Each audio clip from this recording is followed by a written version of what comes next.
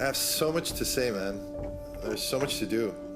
I'm constantly finding myself creating. There's so much to create. It's infinite. As I expand and I explore and I see the infinite within, I can't help it but be enthused about every breath I take. There's a glowing light surrounding me, and I think it surrounds everyone. And the beautiful people that love me are all evidence of the greater intelligence and pure love that is.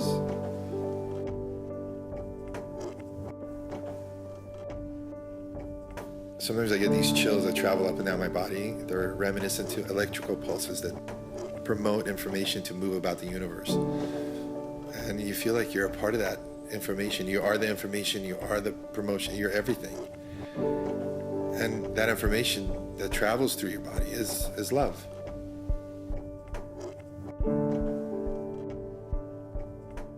5, 4, 3, 2, 1. 5, 4, 3, 2, 1. You can hear me okay? I can hear you just fine, baby. Okay. Hi. Hello, everybody.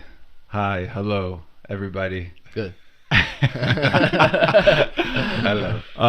Welcome to another episode of NomadLand. It is Saturday, 10 in the morning, Orange County, California. We don't usually record on Saturdays, or what is it, Friday? Yeah, it's Friday. It's Friday. Friday. Anyways, that shows where my head's at. We usually record at night. I'm not a night person. Erf is. As usual, we have Erfan and Cash in the house. I'm here. NomadLand podcast. And once again, we're with you with a very, very special guest. We have my good friend, successful artist, creative director, designer, illustrator. This guy, he's been just very successful recently overseas doing shows, has had his own ad and marketing company for over 20 years. He's definitely a philanthropist, has done some stuff with UNICEF, successful collaborations with famous brands like Mont Blanc and Lincoln. Good to have you, brother. Thanks, man. Thank you guys for having me. Thanks for coming down. Thank you for coming. Definitely one of my favorite Persian artists. Thank you. On a modern You're sweet, tip, that's man. for sure. Yeah. And you honored us with your presence, and thank you for your time. Yeah, this guy caught me off guard because I think we met from IBC. I think we know each other back. I don't know. Most likely Pete's Coffee. Pete's Coffee. Yeah, man. And before I was Dietrich's. Yeah, I don't know, yeah, you used to come by once in a while. Yeah. I used to come. That was the office, and that's been the office for like 20 years. I had 99. no idea you're an artist this whole Yeah? time. I didn't know, and then I saw, I'm like, wow, this stuff is crazy because I really like your style of art, Right. and I have this big obsession with Japan in general. And Oh, stuff you do, so it's like super cool. Man, Yeah, that's cool. yeah. Have you been yet? Hold on. We're going to get to Japan. I don't want to start off from all that right. place. Don't get me started on Japan. That's all Usually, I kind of want to start off from childhood a little bit, Okay. and then we work our way, so we see where the hero got developed. So I know the first 10 years, Some big words. the first 10 years you were on Iran, and then you moved here, right? Yeah, So basically. I'm sure that came with some experiences. Oh man, I mean, you guys. I don't know how long you guys have been here, but I was 10, moved here, didn't speak a word of English. I'm still struggling with the language. But it was tough, man. We started in LA. Right. My dad moved us here. He was a pilot for Iran Air, so he kind of had to give up like 18 years of service over there to bring us over here, me and my sister. And it took a while, man. I mean, a lot of bullying, a lot of go back to your home and all of that stuff. I had it a level worse. I got these kind of funky ears.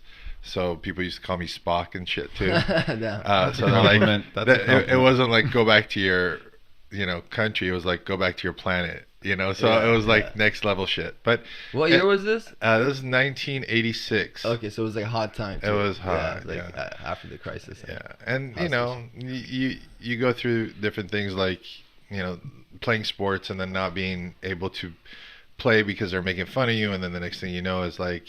I never played a team sport ever again after like 6th grade. That's crazy. My story is more like the Karate Kid than anything. Then my parents moved us to Mission Viejo, and then I'm now getting my ass beat by a different cultural background of people versus the ones in LA.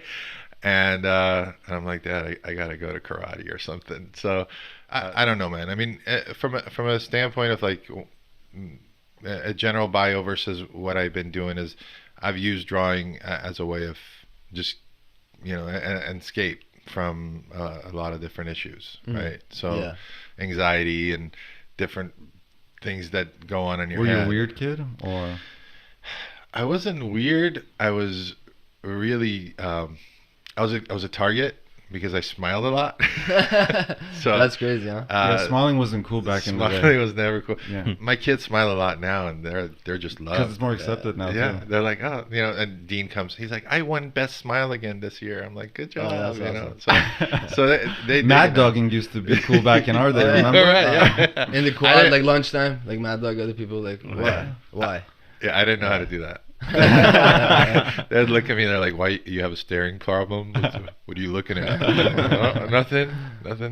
So you knew you were going to be an artist from that age, or no? It wasn't.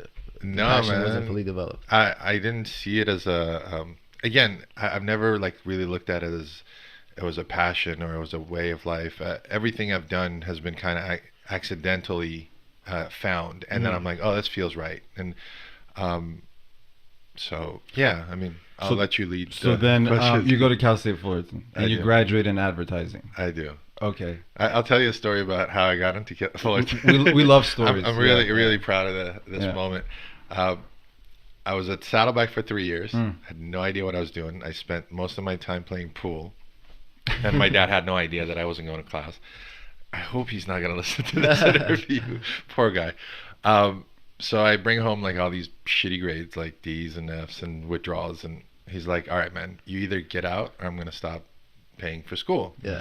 So I go to the little office in Saddleback, and they have a Cal State Fullerton office, and I go, hey, what can I do? Where can I go? And they go, well, you can come to Cal State Fullerton, but you don't have enough credits for engineering. I'm like, what about business? Nope, you don't have enough credits for that. I'm like, I've been here for 3 years. They're like, oh, you got nothing. I go, what can I do? They go, well, she goes, this old lady, she goes, you can do advertising. I'm like, what's that? And she goes, when you put pictures with like words and then they put them in magazines. I'm sure your dad was stoked. I'm like, that's cool. I know what that is, and they let me in, and she's like, do this, and all you got to do is take one class. So it was called Communication 101. Okay. I took the class. I ended up getting a D, so I had to repeat it. And I submit my shit for Cal State Fullerton. I get a letter back from Cal State Fullerton saying, dear Ali Sabet, you have been accepted to Cal State Fullerton with a 1.67 GPA. Congratulations, you're on academic probation.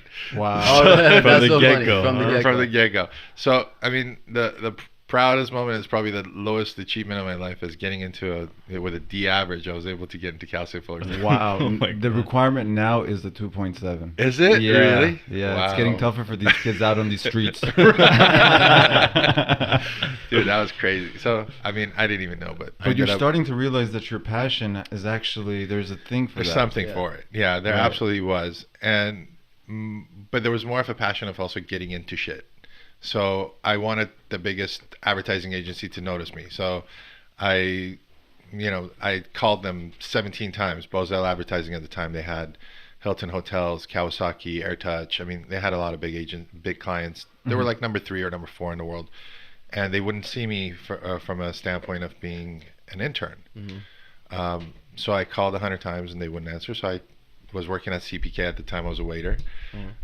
Got my stuff together, and there was a lady named Lisa Clearlight who was like rejecting me the whole time.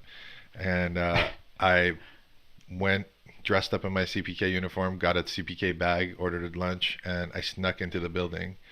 I went up to the 3rd or 4th floor. I opened the door, and there's this little lady walking in, and I had my portfolio in the bag. And there's like 4 pieces, and they were all shit. And this lady's walking in, and I go, "Are you Lisa Clearlight?" And she goes, "As a matter of fact, I am." That's crazy. It was such a weird thing, dude. You had no idea what you looked like. I had no idea, dude. She just looked like Elisa. She just looked like Elisa, dude. Yeah. These little things that have happened, they always seem to be so synchronistically right that I just go, and that's kind of how my life has been. And I just looked at her. I go, "Are you Lisa?" She goes, "Yeah." And I go, "I thought you might be hungry." I handed her the bag, and I pressed down and I escaped.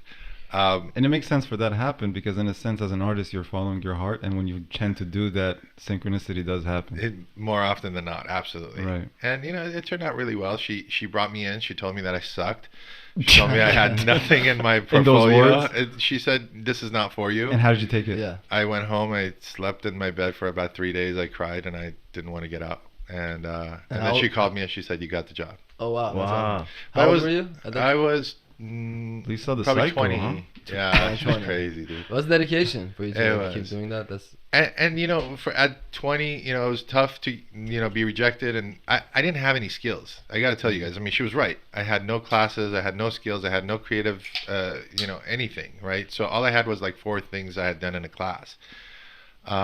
Which other kids in your age had a Everybody had it. I mean, if I was a design major, right? that would have been something. I would have had a portfolio. Right. I wasn't a design major. I had graphic communications as a class, as a communications major.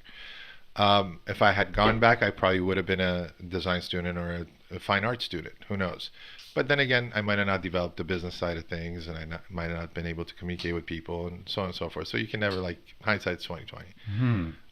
But she did give me the job. I ended up working as an intern while I was in school for about 6 months. Internships are usually like a month or 2. I was able to work on Kawasaki, AirTouch, Taco Bell. I worked on really big accounts really early. Me and my writing partner came in, and they gave us a huge But that's where you opportunity. became the creative director, right? I became an art director, art junior art director. director. Yeah. So I just didn't know I was an artist. I didn't see myself as an artist. I saw that I had to come up with some sort of creation. It's the $1 million idea since I was 13. I've been sketching out the $1 million idea. I have like a book of like shitty inventions that never went anywhere. That's what I was using it for. What were some of those shitty inventions? Or what was the shittiest one? One of them was a glove that had this is at 13 years old, I think, that had like rubber bands going to the center of your hand and then rubber bands from this way, and you would use it like this to strengthen your hand. And what's funny is I actually saw it in a movie as a product to rehabilitate a hand. right. Yeah. I was like, what the hell? I was onto something back then. So That was in Doctor total Shark Strange, Tank. I think. it was, dude. That Right? was, yes. I was like, You were ahead of your time. that's me. I have the sketches. I have it from 1989 Wow. that I sketched that thing out. So I used drawing You as a should have way. copyrighted that bitch. Sue That them. should be Sue called. everybody. So that's where I was, man. I mean, I used it as a way of escaping, and I used it as a way of developing things. Did it help with your dating life? Absolutely not, man. Today it would be a different story, but don't tell Too my late wife. now, But so That's one more person I don't want to be listening to this. Right? we'll take the stuff out. She won't know. But it seems like you were saying you were a slacker generally in life and school and was. stuff. But did you sense a shift when you actually started working? It seems like everything changed. When I started working, the first day of work at FCB, I was on Taco Bell. So we were only a Taco Bell office. Again, another big agency, sister company to Bozell, huge. But I walk in and I have a panic attack the first day. And my boss has to take me to ER. No way. Yeah, That's a dude. real my one. God. A real one, dude. I'm like, Yeah. I'm having a heart attack. You gotta take me in. And my anxiety got in the way a lot. So right the first year, like I was really good at getting into places. I could get myself jobs and things, but I wouldn't last. So it took about 9 months. I learned everything I could there, like all the design work, all my production ability was based on what Chase and the team taught me. So I learned a lot there.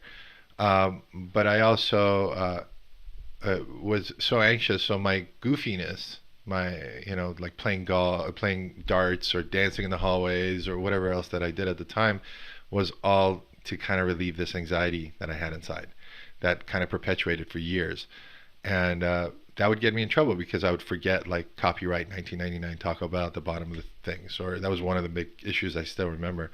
And the production team would have a hard time, and then the client would get and go, why isn't there 1999 copyright on there? And eventually I got laid off. Do you think those Fired. failures, looking back, were partially the reason of where you are today? Absolutely. I think being pushed out of situations, kind of like synchronicity, they're more painful. But I've always been, whenever I've kind of overstayed my welcome somewhere, I've been pushed out by the forces that be. Yeah. and I have had like 3 or 4. I mean, you guys have kind of seen, maybe like some people have only seen me as a fine artist or whatever you want to call it, pop artist or contemporary artist, whatever the label is. I was so scared of calling you a pop artist. Yeah, like, what if he doesn't like it? There is a pop aspect to my stuff, but it's not. Hopefully, it's not what I'm doing from a contemporary standpoint, which I can kind of tell you. But you were just exhausted with working that 9 to 5 or whatever it was. When I was in design and they let me go, I just had to start my own thing. So were you ready for it? No, I got an office in Laguna Beach on 133, and I spent 3 years crying on a little couch I bought. You had the money saved up and everything? I had no money. I was broke as shit. But you wanted to start your own company? I just was unhireable. Anywhere I would get into, I would be fired within days, or I would leave. Literally? Literally. I would walk in, and I'd be like, 3 days later, I would have like some sort of anxiety attack, and I'd be like, hey guys, I gotta go. And they're like, what do you mean? You're great. You're doing well. You're making $40 an hour, or whatever the case was at 22 or what. I'm like, I gotta go. And they're like, where? I'm like, I'm really busy. I'm really busy. What was it? Do you think a part of you thought that maybe you don't have what it takes, or were you afraid of success, or? No, man. Have you guys dealt with like anxiety attacks? Yeah, for sure. I hadn't gotten to the roots of mine.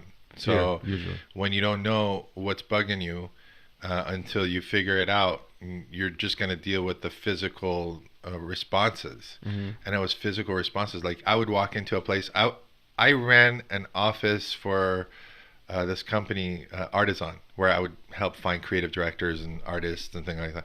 They gave me my own place. I was alone. But as soon as the 4 walls would come around me, I would have this like full-on physical reaction to it, where I would have to go to the bathroom and like puke. And I'd be like, my life's over. This sucks. I want to kill myself. And then I would sit in my car and leave. And I'm like, I'm going to take over the world. It was like this fucking bipolar bullshit that I had to. So part of my whole path has always been to try to figure out what this was and how to get rid of it and how to kind of transmute it into something else. So let's talk about anxiety for a second before we move forward. Usually it stems from a place of fear, right? Absolutely. So can you elaborate about what made you deal with anxiety and what was it? I think if you look at like, it all goes back to, psychologically goes back to childhood, right? So you have different elements like, a little high-strung mom, dads that obviously, halfway not there, so he can't help with the mom and the parental situation. Immigrant kid. And then immigrate, then, child of war, so. Culture shock. Over there's bombings and things like that over our heads, lights going off, and I was a scared little shit. So it wasn't like my sister was a tough guy, but I had a hard time with it. Coming over here, I never felt safe. And, touching back on Japan, later on is that there was really a safe feeling over there. So when I came back from Japan the first time, 80% of that stuff just went away. It was really crazy. That was a transformative process right there. Wow. Event. But yeah, so I think a lot of fear was instilled in me, and then come here and then get my ass beat by everyone from LA to Mission Viejo. So you never have, it took a long time, obviously. It took 20 years to kind of figure all this stuff out. And looking back, is that you realize I was never safe. And that was, or I didn't feel safe. Yeah, it's a mental thing. Yeah, so, to figure all that out, then you're until then you're dealing with the physical outside consequences. Of painting, what did you do to identify that fear, and what did you do to work through it and work with it and transmute it to something else? Masturbate. No. Let's go there. It works. That does work usually. Well, temporarily. Yeah, just 3 seconds at a time. It is a very common thing. He wasn't joking. Yeah, I wasn't joking at all. I think I've tried reading a lot, reading everything from Deepak Chopra to whatever else that was there at the time.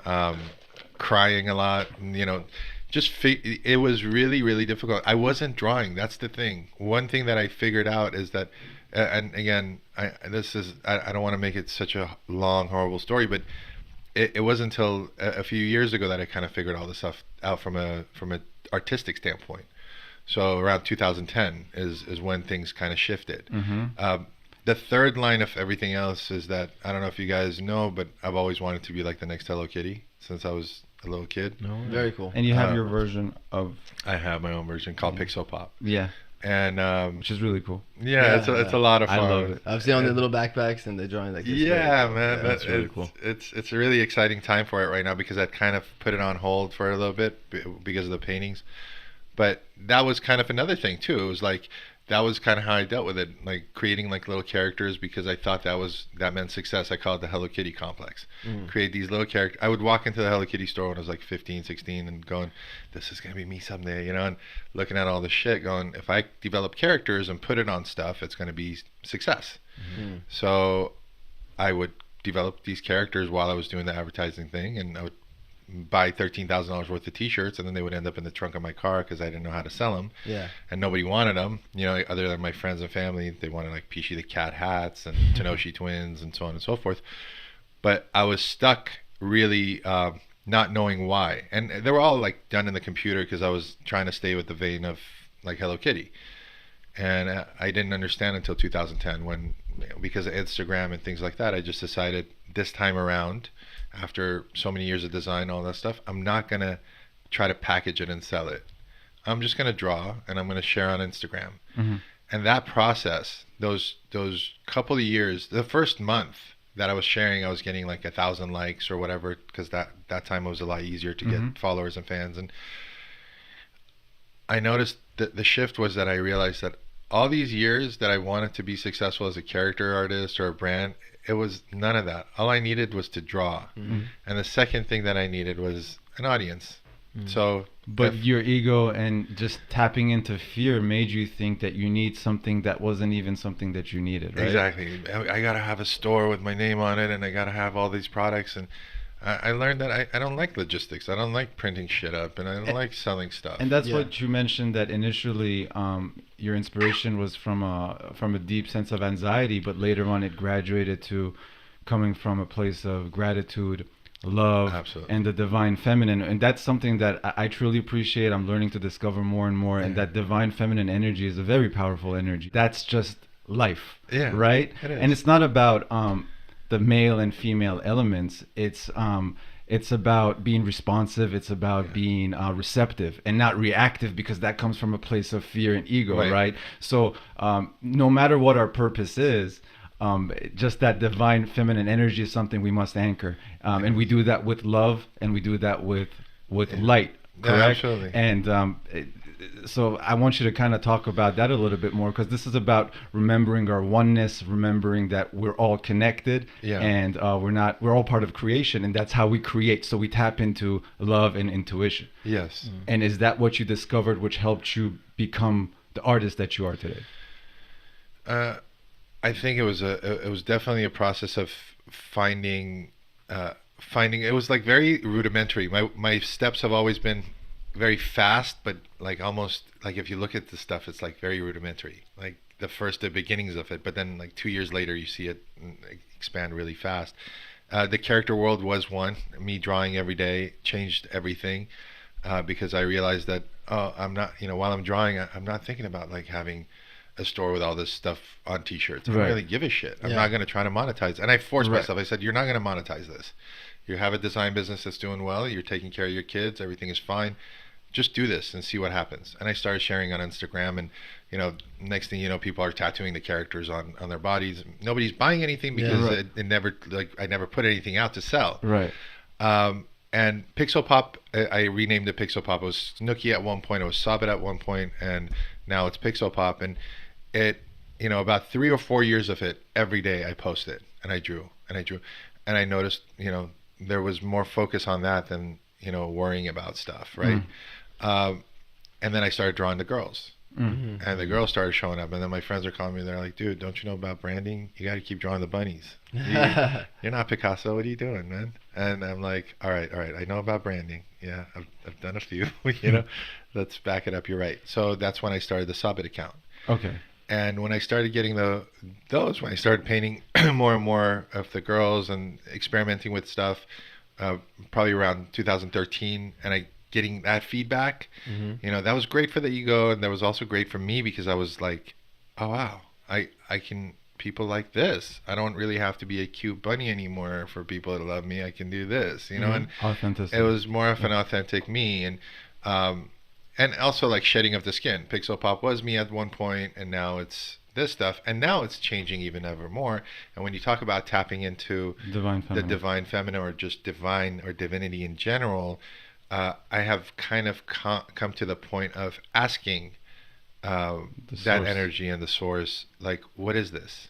Mhm. And because when I was drawing the girls, when I started and I discovered my palette of like the Japanese brushes and things like that, I felt more of a painter and more of an artist. In 2015, beginning in 2015, I decided that I was going to paint full time, and I was going to dedicate to this. I was going to design full time too, because I got to pay my bills, but I was going to paint full time without really anybody kind of noticing it. My clients are my clients. I mean, they're there and they're doing great, and I take care of them. Got off the phone with one of them before I came here, and now they all know that I'm a painter too, which is a cool time that's happening. But what happened was in 2015, I kind of opened up and I said, "This is what I'm going to do." And as soon as I committed, Good things started happening. weird stuff started happening, like the love symbol. I mean, and if you want to capture this, I can kind of visually show you this. This is a good segue to showcasing what happened. And you guys, I don't know, Erfan, if you can see this, but I'm sure you'll see it later. I'll kind of bring it here. You can see it. So, Because even to you, that's a surprise, right? I mean, it's some sort of, you mentioned like it's a divine discovery. It's just something that the spirit kind of had you do, and you were an anchor of that. yes. One of the things is that, though, because I've always been open to it. So, for example, when I painted the girls, Right. when I used to paint the girls in front of people or for people or whatever the case may be, I used to get a lot of different responses, and I didn't understand it. I love these girls, by the way. Thanks, man. So cool. And what it allowed me to do was to look at people and say, okay, why is this impacting her? Why is this lady starting to cry? And why is, what's, and a lot of people thought the girls were sad at the time, and maybe they were, and that's kind of, but the impact that it had on people was what was really, really important for me, to figure out why. And I didn't understand it until I committed to being, doing the full time. And I'm sorry, I'm having a hard time talking and doing it at the same Just time. tap into the source, baby. Yeah, What kind of pen is that? this is a Pentel. I get asked a lot. I call it the magic pen. It's a Pentel pocket brush, Japanese pocket brush. Interesting.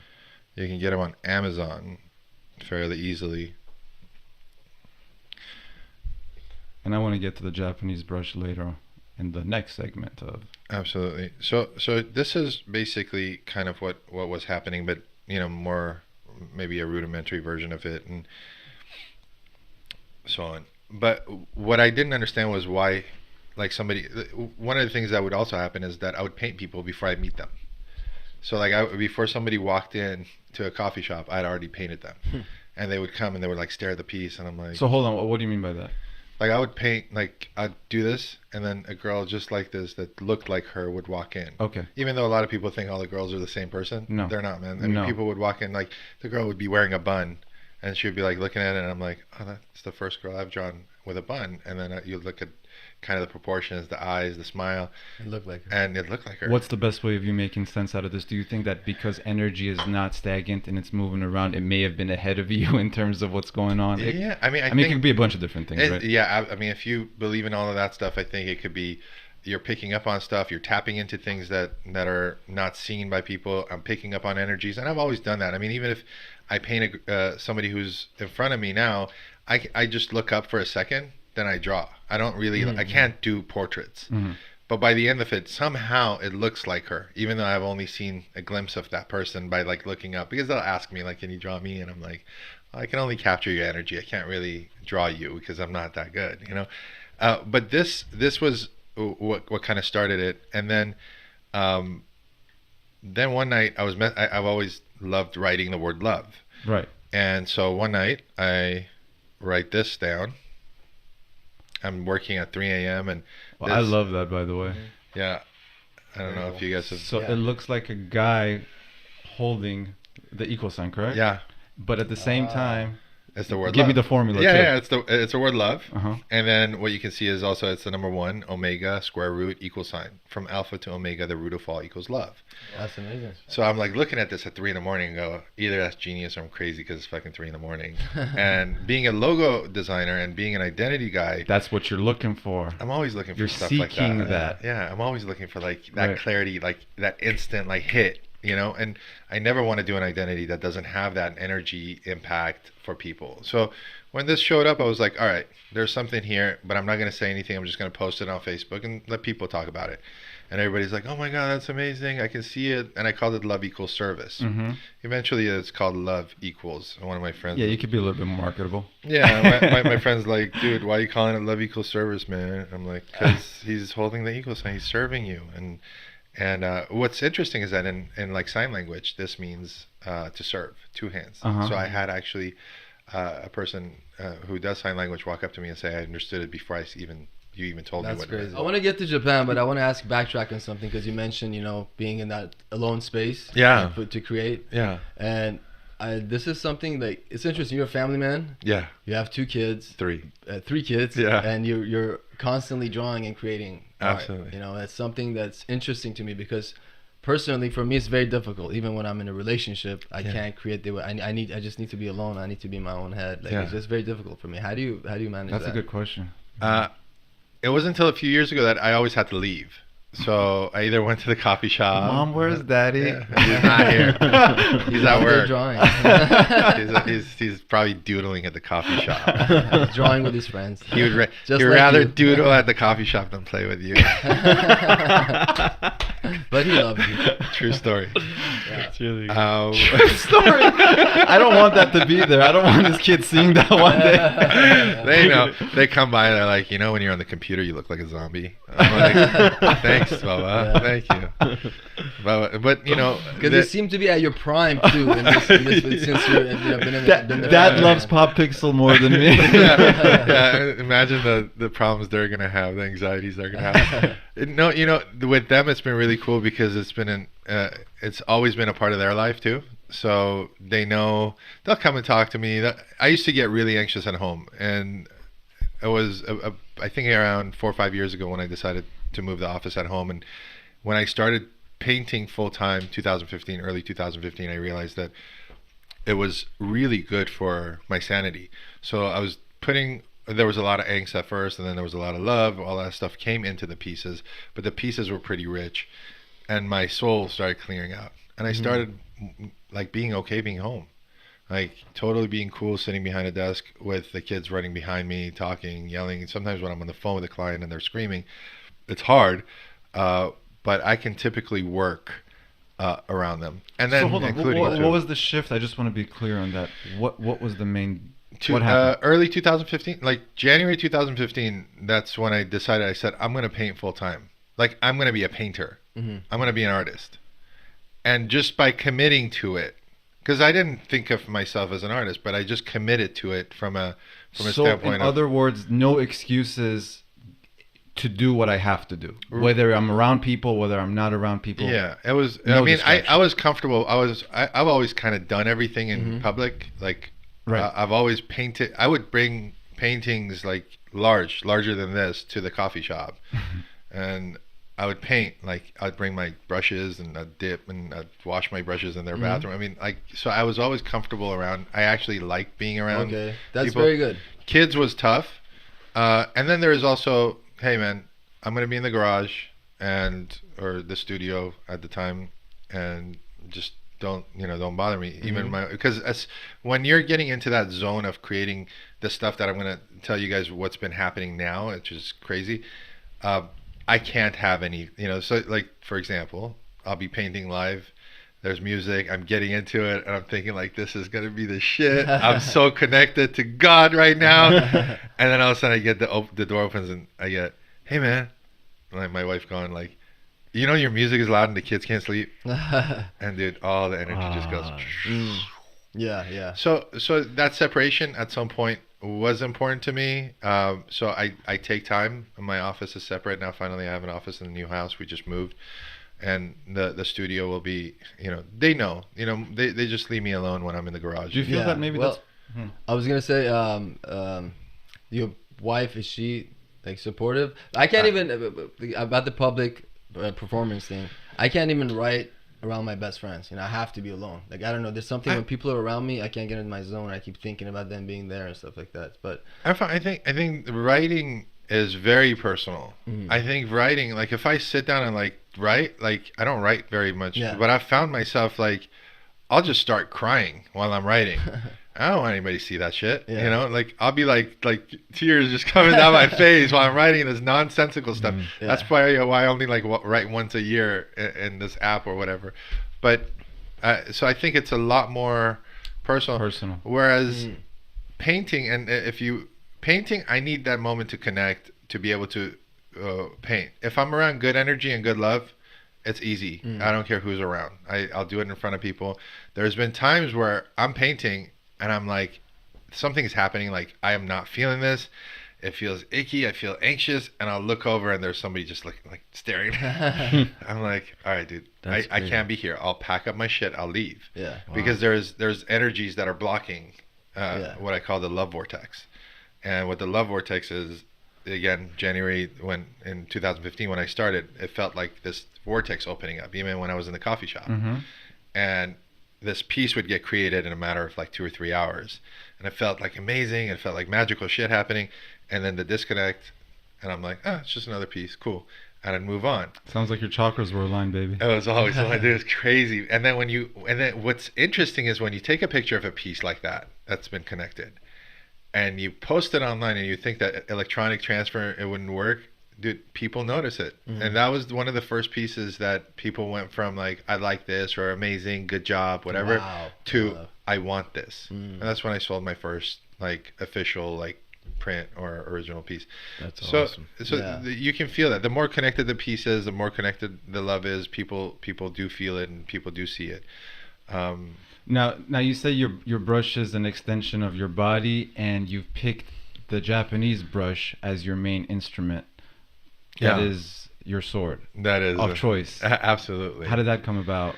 I think when I was working as an illustrator, as an artist with a pen, I've always been like comfortable being able to transfer that energy. I've always felt it. Even with the computer, I use a Wacom tablet, so I've always seen flow. Even when I design, when I'm dealing with a computer, I always wanted to be connected with something that was an extension of me rather than a mouse, which felt like a block. When I got on canvas, I didn't feel like a painter because I was always stuck. The acrylic paint disconnect. It's like, okay, I want to do this, but it doesn't look like the way I want it to look. It doesn't flow. It doesn't show my expression. It doesn't show my love. And I think I found these brushes first. I don't remember the sequence of it, but I remember like loving this, going, oh, this is my expression. I don't know if it's pretty or ugly, but it is my expression. And I wanted that on canvas. It speaks to, yeah. So I found regular brushes, and I started dipping it in ink, and I put it on the canvas, and I'm like, then you go through this thing like, is this painterly? Do painters put ink on canvas? Is it good to, you go through that phase? Right. I'm like, who gives a shit? And then I saw the Japanese calligraphers and things like that doing these cool things on the ground with the big Japanese brushes, and I really connected Japan again because 20 years of karate, loving the food, all of that stuff. Why not the pixel pop, the character world, and wanting to be Hello Kitty? All of them have very Japanese roots. So why not the Japanese brush, right? And so I found a couple. I actually ordered some by Bill Bushman online on Amazon, which was an American guy. He had the same connection, so I bought some of his first, and it was great. And it's been kind of a natural thing for me. Now, I don't want to be stuck to it. Now I feel like, okay, I've kind of explored that a lot, and I want to kind of go back and try other things and use other elements. Like spray paints are great because I add color really quickly, and then I come back over with an expressive line. But I can see now I can express myself with other elements as well. But the Japanese brush definitely is the most flowy one that allows. And I kind of know what you mean on some level, because I randomly came across this pencil. And I guess that's a Japanese thing too. And I love writing with this is great. It makes my handwriting look so much better and cooler. And I was like, I kind of get to some level what you're talking about. This is it, yeah, man. This It is, right? This is a finer version of this. And I found it, and when I found it, I was like, oh, Yeah, this is money. Who makes this one? Yeah, it's a Pentel. yeah. So how did the actual first connection with Japan happen? I've always wanted to go. So the first connection, probably when I was 7, my dad took us again. Oh, you've been to Japan? as a Yeah, child. just That's one amazing. time for a few. I think it was like 6 or 7 days. I remember like the punk movement. I remember the food in the windows. I remembered like all the expressions that they had, the characters and the toys. I loved it then. And from everywhere that he took us, and we did go a few places because he could take us places. That was memorable. That like stuck with me. So I always wanted to go back. In 2015, I told my wife, I'm like, we gotta go. And she goes, well, why don't you go? If you really need to go, find a way and go. And then happenstance, this International Tokyo Art Fair, people were looking at my work, and then I got invited to go to the show. It was an art fair. It was a cool art fair. But it gave me an excuse to get over all the anxiety bullshit of flight. And I don't like flying. Pilot's son that doesn't like flying. I hate to leave. I hate to go far. I like to be around home. So packed my shit and I went to the thing with 2 friends. One of them, I think you know Mahyar and Amir Motlab. Those 2 are both super creative dudes. And I'm like, Mahyar, you want to go to Tokyo with me and film the whole thing? And he's like, all right, man, let's go. Shout out to Mahyar. I love the beautiful soul. Mahyar is amazing, man. And he was like cool about it. And he came, he captured, he did a really beautiful film that you guys have probably seen on the homepage. And then Amir came, and it was really fun to be with 2 people that are like from a friendly standpoint, open hearts, and that helped. And as soon as we landed, I was like, guys, I'm home. Like I had the sense. I'm like, dude, I'm home. I want to go so bad, bro. You have no idea. Same here. I'd be like, yeah. And there was no fear of like the flight back. I was like, dude, this place it feels really great. You would love it. Yeah, I mean, I'm obsessed with everything Japanese. Yeah. I've never been there. I've never even had a Japanese friend, but for some reason, Yeah. since childhood, I mean, just the food, the culture. I just feel like how polite they are, how their work ethic, their creativity, technology, like Yes. all sides of things. I feel like they got it great. Yeah. And I think what you'll notice over there, the first time I went, this love equals service, like they are the childs of, like, this is where they live. I didn't see it at first. I'm like, why does this feel so amazing here? And it felt safe. I think safety was a huge issue. I felt completely encompassed by safety, right? So maybe that's why all the anxiety and the fears and all that stuff just kind of dissipated. Well, I came back different. Like, that's kind of like cool. when people do psychedelics and all of a sudden they deal with fear and death and they come back healed. Yeah. To you, that was your psychedelic. That was my psychedelic. That was your healing medicine. Absolutely. I came home and my wife was like, oh, you're different, dude. Like, you're still an asshole, but you're different. Yeah. You're a different type of asshole. Yeah. You're a calm asshole. More That more tolerable asshole. That sells the shit in the international market. Yeah, exactly. Yeah. That shit doesn't mean anything at home, man. Who's married here? Anybody? No. I was close, but so Tokyo only, or you go around Japan now? The first time we went to Tokyo, Kyoto, Osaka, and Nara. So we got like a really good flavor. Like we saw the snow monkeys, and I painted something based on the snow monkeys. So I was painting every day afterwards. Like there was this program going on with Van Gogh Art, which is a great site. And I was doing these things, but we went to Nara. We saw the deer park. That was magical. Like deer just walking up to you, and you can pet them and you can feed them. Wow. And you're big cool. on That's animals, so I cool. imagine, right? Because you have it in your drawings, and it was the Tokyo video. It was all over. Yeah, they were everywhere. Yeah. I love animals. I've loved them since I was a kid. I couldn't really take care of them very well. My kids are asking for puppies and stuff right now. My 7-year-old just asked me, he goes, are we going to get a puppy, or do I have to wait till You're like, I could draw you a puppy. Yeah, he's like, do I have to just wait till I grow up and get my own puppy? I'm like, yeah, man, most likely. 'Cause Yeah, you are a puppy. I'm not gonna. Yeah, you're my puppy. I can't take care of a puppy right now. Yeah. But yeah, I mean, I love them, but I tend to really get connected to them, so I don't pay attention to them when I see them. If that makes any sense. Like birds will come and sit on my shoulder, dude.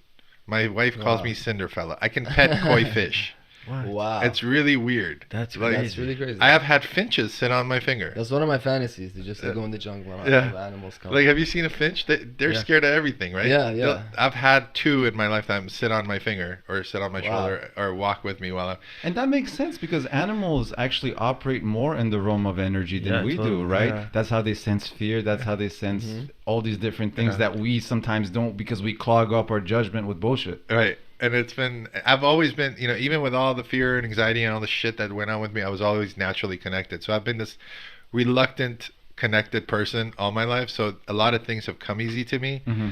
And a lot of suffering has always come with it too. But those are kind of the things that you see. But animals, yeah, in particular, I have kind of, I don't want to get connected to, like, for example, a dog or a cat, because I won't talk to somebody for like 5 days if something happens to it. I had a cat. It's like So the people of Japan, they seem to be very receptive of your art.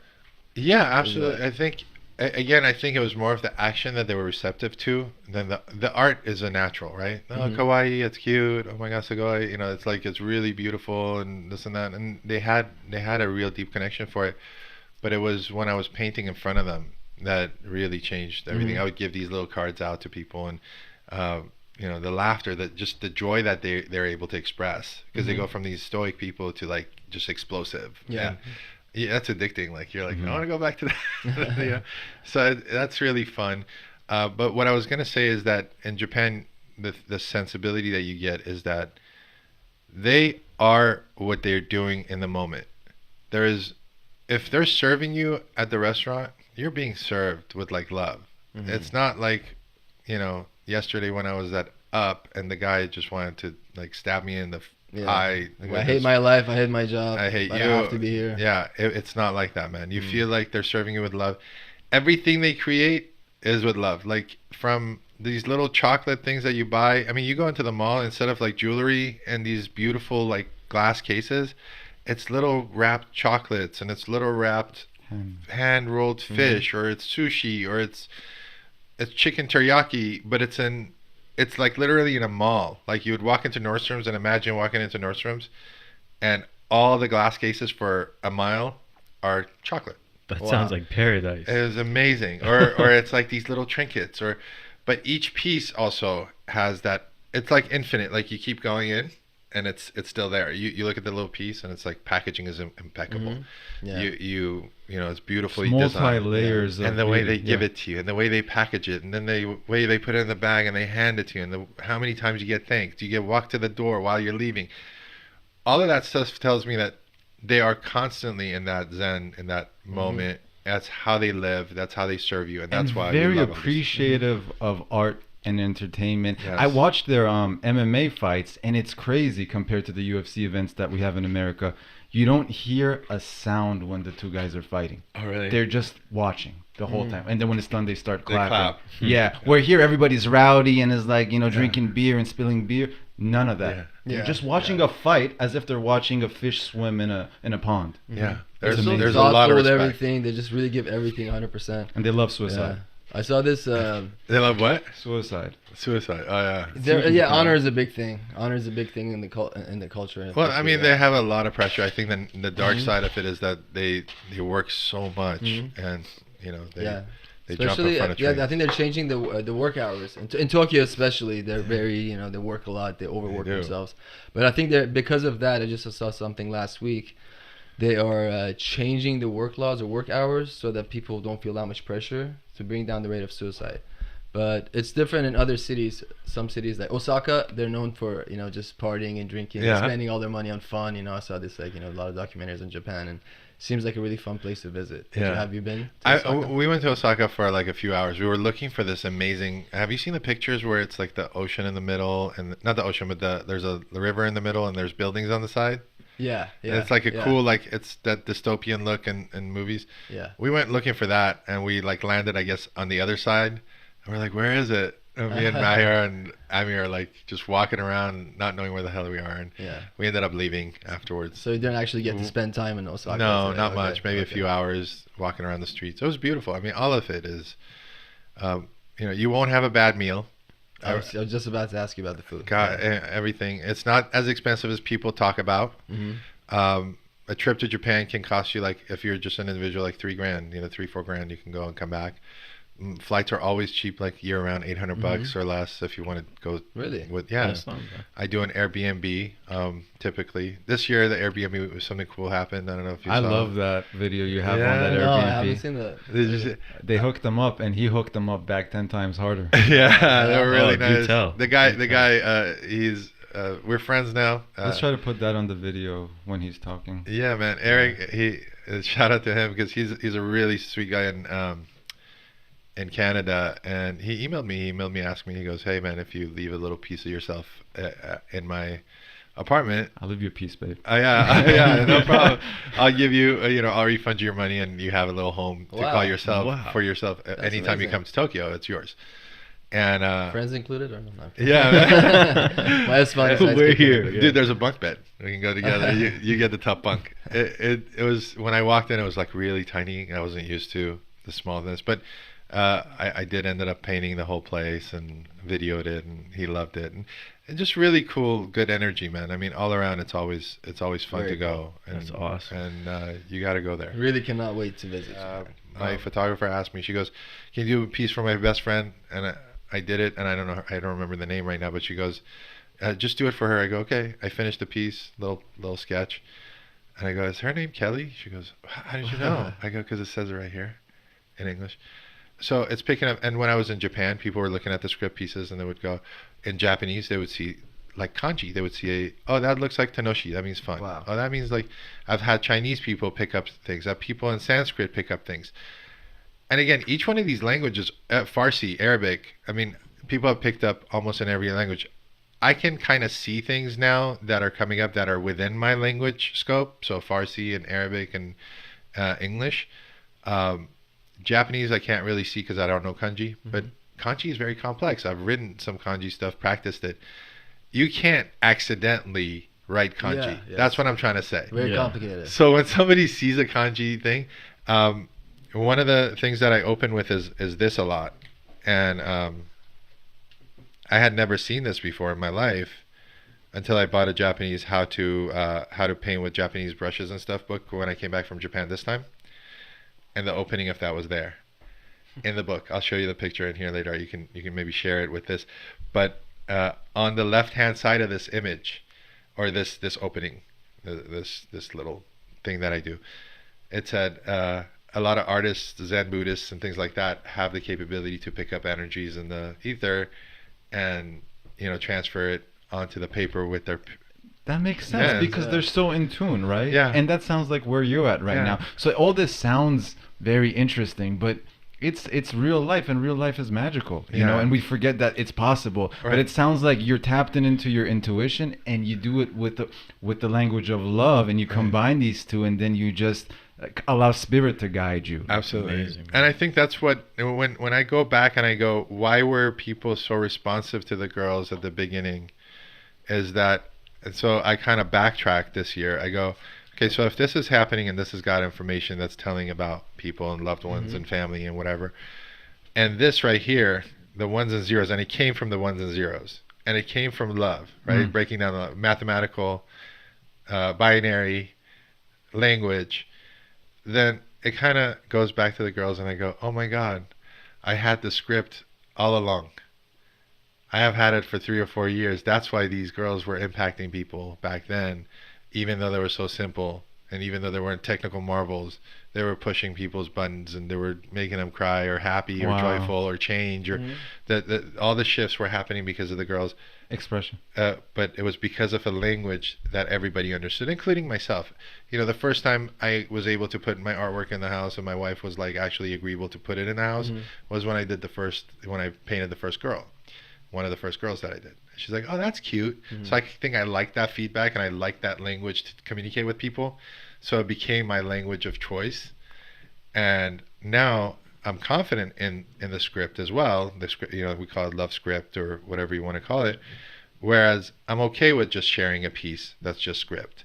it was hard to get there though. You know, it's like if you guys free flow without like the background music, right?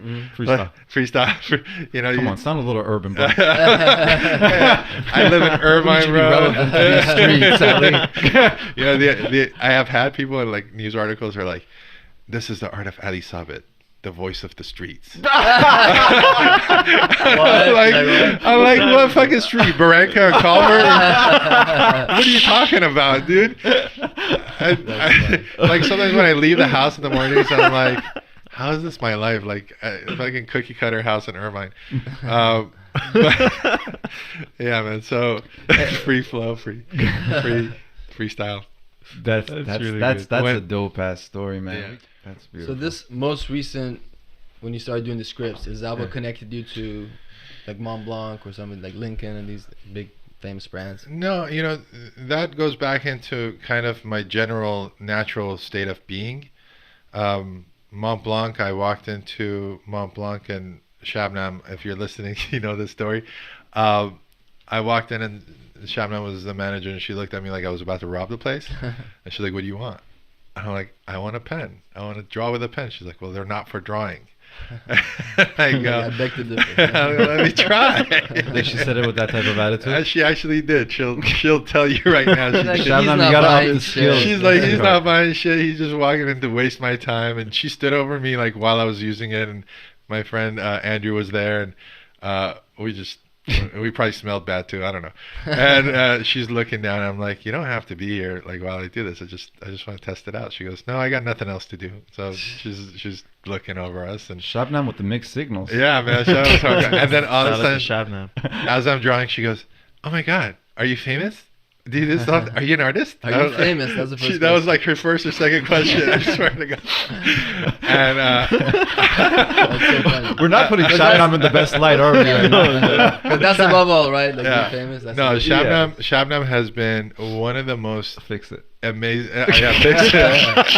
I love you, Shabnam. Shabnam has been actually she's been very key into kind of bringing things to light and bringing me in and really making me feel welcome. And the first thing she said was after that was like, "Can we have a party for you?" And me being the branding guy, it's very easy to turn around and go, "Yeah, let's do that and let's make it an event." And she said, "Let's make an event." They had budgets, and since then we've done 4 events on Mont Blanc, and I love working with her and I love working with the store because to be taken seriously as an artist in any light is great. And then having somebody like that to see your light and to kind of It's huge.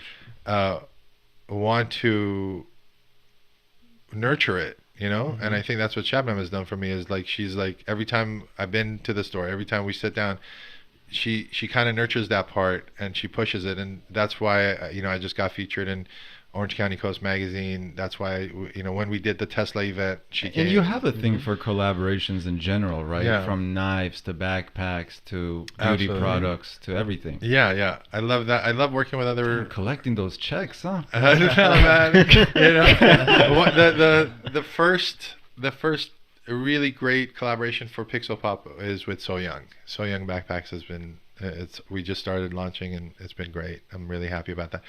The reason why I like collaborations from a perspective of developing stuff is because I realized after losing my ass like 17 times with all that stuff is that I wasn't good at manufacturing and trying to sell anything.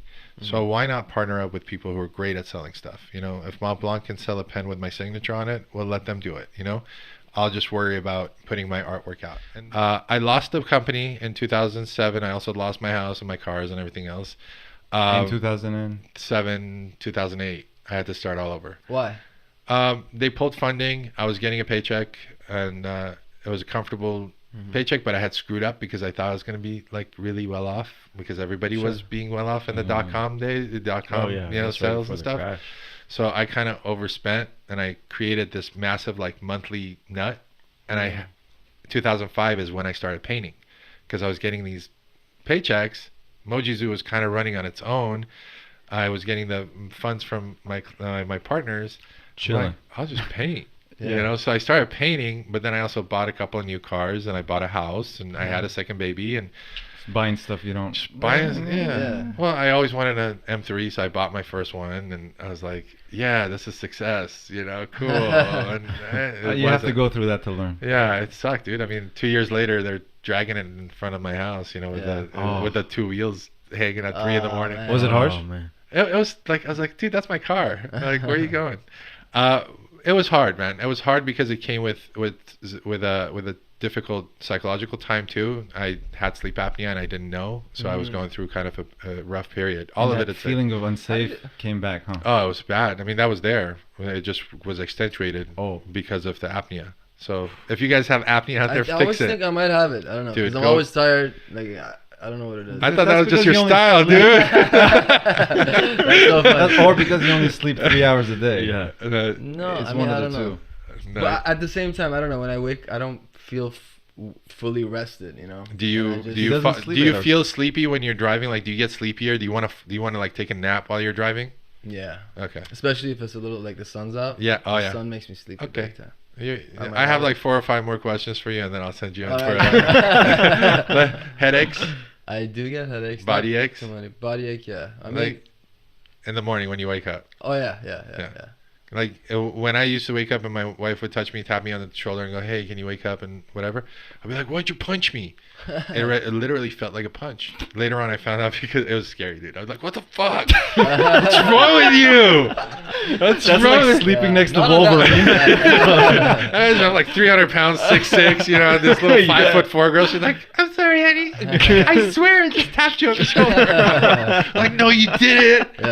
It's so good. But that was because my oxygen level. No one understands an artist. He's just crazy. That's what they are. You're poor girl. She gets like, You're one of them. You're married to a creative. You're married to a creative. No, it's because the oxygen levels in your body are so low that you're almost on like your deathbed. Anyways, long story short, you got to get if you guys have apnea, get it checked out. All right, so our time with you is pretty limited, and it's almost coming to an end. I just had another question on the topic of now. You're dealing with a lot of praises and people recognizing you, and I've seen some of your art pieces are going for over $50,000 or more. Yeah, that's crazy. Wow, that is amazing. It's awesome. Thanks, does that bring ego into the picture, or does it bring some sort of cloud where it may affect judgment on some level, or how is it affecting you? Okay, from a standpoint of sales, I'll be very transparent. I do sell the work. The work has been caught a lot of money in organizations when they donate and when they sell it. Personally, when I sell it, it's obviously a lot less because I'm selling it mostly to friends and family and people I know. Right now, the frequency of my sales isn't as much as you would think where you see it in the social media. So there is this kind of weird air about me being successful. So I'm like congratulated on a daily basis, and I'm like, okay, what's the chi? Like there's this feeling of like, I haven't done anything yet. I'm sorry, I keep going to Farsi because that's my. Well, Uncle Sam doesn't understand. Yeah, there you go. If that's why you're saying what you're saying. I'm kidding. No, in all honesty, the other day, one of my neighbors was like, "You must be doing like a few million a year now in like paint sales." I'm like, no, that's like really the thing of social media. That's like the bullshit of. I'm like, the illusion of success. The illusion of success, and I found myself doing this a lot, like. Congrats, you're doing this with that. You're so huge now. You're doing this. I'm like, yeah, we'll see. And I'm like, okay, we'll see what happens. Yeah, it was a really cool thing. And my friend's like, why do you do that? Yeah. I'm like, why do I do what? He goes, like I literally was saying, that's like my Persian humble like little way of let's see what happens. He goes, that is the most negating thing you're doing to yourself. Like it's not positive. So what am I supposed to say? I don't feel like I've made it. I don't feel like, I'm at a point where it's like there is no such thing as making it or not making it anymore, because now it's a matter of like, do I get a chance to paint today or not? So if I'm paying my bills so I can paint and I can go in the garage in the studio and paint, that's making it. And not, my friend actually said years ago, I go, Kia, I go, hey man, I want to paint for a living. He goes, are you painting? I'm like, yeah. Are you living? Yeah. Then shut the fuck up. I'm like, all right, you're cool. Yeah, that's very true. Best advice you ever got. That's the best advice. Yeah. So I think about it now. So, but no, man. I mean, I think it hasn't, because it hasn't gone there yet. Now, when I start making a couple million a year, talk to me after because I might become a really big asshole. I definitely have the potential. So at the end of my last sale last year, like my last 2 days, because I was painting live 5 days.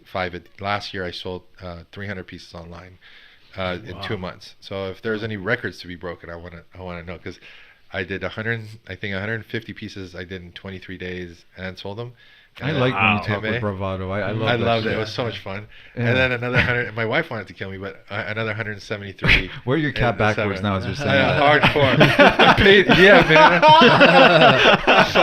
I'm the hardest core fucking painter in the world. AKA the voice of the streets. The voice of the streets. But that was like really fun. But by the end of it, like, I'm like, okay, now I get to experiment. I've sold all the pieces. Now let's see what happens. So I'm gonna do something I don't understand, which is abstract art. Even though I do abstract women, I do abstract these pictures and all that stuff. So I started abstracting with the Japanese brushes. I started pounding the brushes into the paper. I started throwing white ink on it. Like, I don't get it. Why do people like this shit, right? And then what's interesting is there's these visual messages that started happening. I'll show you guys some of these things after. And like, there was pictures, like ghastly pictures, ghosts coming out of these things, animals, weird stuff, right? I'm like, okay, so no matter what I do, like, something is going to come through. And then I started understanding that people like them. Except my dad, he called me, he's like, Baba khasta shadi. There's nothing else? You got nothing else? Persian parents, huh? Like, you're done, huh? I'm like, yeah, well, khasta shadi. All right, I inspiration. Yeah, I don't have any more left. You don't understand that? What are you, the FCC? Get off my ass. He calls me, he's like, Baba, the colors in your pieces are like a little sad today. You okay? I'm like, yeah, dude, I'm good. Where do you see yourself? And I know it's a cliche question, but I want to hear it because I would like to go back to this one day. Yeah. Where do you see yourself in the future, or at least the next 10 years? CEO of a big company. CEO of a big, yeah, man. No, it's changed. I think I see myself having a pretty big studio. I want a studio where I can just paint really big shit. I don't get to do that right now. Somewhere in Irvine. I don't like to drive too far. And maybe a big truck so I can put stuff in the back of it, and really being able to sell pieces at decent prices so I can continue the work, and also take care of the family and take them on vacations and all that basic stuff. Yeah. Well, man, you've been great. I knew you were going to be good, and I know this is going to be really good, but this is you. Thanks, man. Your energy's special. Oh yeah, totally. Thank you. Time flew and by. I feel lucky to just be in your presence, talking about the things that you talk about, because it's not about you in the form of a body. It's about you experiencing the energy that you've been experiencing. Yeah. I cherish that, and listening to these type of stories, and the point of me enjoying this podcast more than anything is to allow that inspiration to rub off on me in some level. Thank you so much. Thank you. I appreciate your time. I did bring you guys some gifts, though. Thank you so much. I was going to say thank you for this. Wow. There's more. Oh, wow. I brought you guys some pieces that I'm going to leave. You guys can decide. I guess whatever I'm excited, you guys are connected to. I don't know which ones I brought. I've been trying to get my hands on a piece for a while. Yeah, so I brought. So much to me. So you guys can decide on which ones is going to be yours. I'll decide on that. Yeah, and then I think I brought one for the studio. So. Perfect. Yeah. Wow, beautiful. This is exciting. Really appreciate it, man. This is awesome. So these ones are. Wow, that's Yeah, you brought the extra good ones too. It's not This is like a preview of what's going to happen in the next few days. This is the sale that's happening. These new pieces are a whole new genre, which are mixed media originals. They are actually painted in the iPad. Because the iPad, this app that I use, gives me a really amazing look and feel that I can't get on paper, and the Japanese brushes and stuff. There's this sensibility to it, but then I'm embellishing them and adding to them, so which makes them, again, takes them back from a value standpoint, takes them back to an original piece. That's awesome. So I could see us suing each other 30 years down the line because they're worth it. Wow, That's look how mine. cool that one is. They this just keep getting better and better. This one was from the first Japanese sale a couple of years ago, or last year. And I got a couple more. This is a re-rendition of Love Vortex and the Third Eye. So this is essentially probably the feeling of when I paint. How it's connected. Usually paint, or in that moment you felt? In the moment of painting, I think that's what it feels like. It's the best representation of that universal feel that you get. Yeah, I think that's why I think I called it the Love Vortex and the Third Eye initially. This is like a remake of it. The original version, if it was 2 years ago. And this is a new one. There's been some weird space stuff happening. So you'll see some space things. Spaceships. Happening with you outside or inside? Inside. I mean, I've always been a UFO. Like, I've always loved UFOs, but we're always looking. We always look in the sky. Have you seen any? Next time. Yes, I have. I've seen it when I was a kid. How often? I've probably seen them maybe like 3 or 4 times over the course of my life, maybe more, 5.